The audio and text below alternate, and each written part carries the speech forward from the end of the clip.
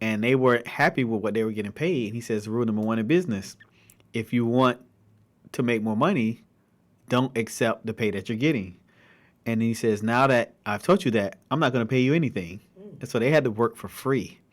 Then he said, rule number two in business: learn to work for free so you can understand the system, so you can be able to know what you're really worth. So those are two gems I'm going to drop on you all today.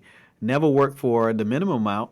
Don't be happy with your pay, and then don't mind working for free because you can see a bigger blessing at the end. When I first started Paint with Faith, I did a bunch of free classes, a bunch of free, like for I think almost 2 years. I did, not every class was free, but I did a bunch of free classes to introduce people to who we are and what we did. Not only that, but I needed the pictures from the classes. I needed the experience of the people.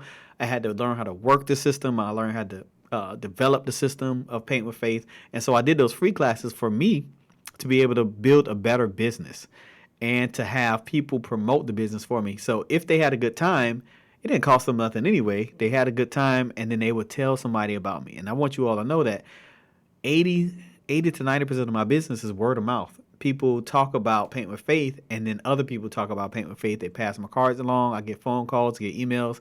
I got your information from, my auntie said this, my cousin said that, my niece and nephew said this about you. I wanted to see if you could come to my church, my home, my school. We go everywhere, y'all.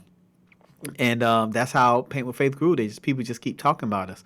You've never seen a Paint with Faith commercial except the ones that we just promote sometimes on Instagram or whatever. We don't have a YouTube commercial. We don't have nothing. Word of mouth has been a blessing for our business. But what is important, everyone, is to do a good job.